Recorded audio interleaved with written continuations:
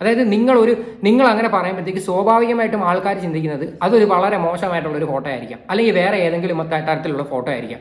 അങ്ങനെ പല രീതിയിലുമാണ് അത് ആൾക്കാർ എടുക്കുന്നത്. അത് ഏറ്റവും കൂടുതൽ അഫക്റ്റഡ് ആവുന്ന ആർക്കാ? ആ പെൺകുട്ടിക്കാണ് അത് അഫക്റ്റഡ് ആവുന്നത്. അതിനൊന്നും യാതൊരു പ്രശ്നവുമില്ല.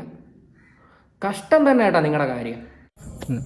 കോകിലൊക്കെ അതേപോലെ ഇനിയും ആ ലേഡി വീണ്ടും ഇതേപോലെ കോൺട്രവേഴ്സി ആയിട്ട് വരുവാണെങ്കിൽ കോകിലൊക്കെ ഈ സത്യങ്ങളൊക്കെ തുറന്നു പറയുമോ? கண்டிப்பா சொல்லுவேன், கண்டிப்பா சொல்லுவேன்.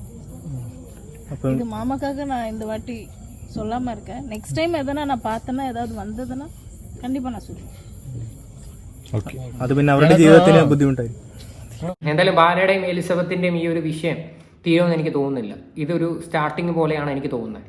ഇനിയിപ്പം എലിസബത്ത് വന്നിനി കുറെ കാര്യങ്ങൾ എലിസബത്തിന് പറയാൻ തോന്നിയിട്ട് വന്ന് പേര് പറയാതെ വന്ന് പറഞ്ഞു കഴിഞ്ഞാൽ ബാല എന്ത് ചെയ്യും? ബാലയ്ക്ക് എന്തെങ്കിലും ചെയ്യാനോ പറയാനോ പറ്റുമോ? ബാല എന്ന് പറയുന്ന ഒരാളുടെ പേരേ പറയുന്നില്ല. പകരം ബാല എന്ന് പറയുന്ന അടുത്ത് വേറൊരാളുടെ സോമൻ എന്ന് പേരിട്ടിട്ട് അങ്ങ് പറയുക. പറഞ്ഞ ബാലയ്ക്ക് എന്തെങ്കിലും ചെയ്യാനോ പറയാനോ പറ്റുമോ? ഒന്നുമില്ല. പക്ഷെ കേൾക്കുന്നവർക്ക് മനസ്സിലാക്കാൻ പറ്റും ബാലയെ പറ്റിയിട്ടാണ് പറയുന്നതെന്ന്. അവിടെയും വീണ്ടും ഈ ഇഷ്യൂസ് സ്റ്റാർട്ട് ആവുകയാണ്. അപ്പോൾ അതിൻ്റെ ഇടയിൽ കൂടെയാണ് വന്ന് ഞാൻ ഫോട്ടോ ഇറക്കട്ടുമാ, ഞാൻ ഫോട്ടോ ഇറങ്ങി കഴിഞ്ഞാൽ ജീവിതം നശിച്ചു പോകുന്നൊക്കെ പറയുന്നത്. എനിക്കത് ബേസിക്കലി ഒട്ടും അക്സെപ്റ്റ് ചെയ്യാൻ പറ്റാത്തൊരു കാര്യമാണ്.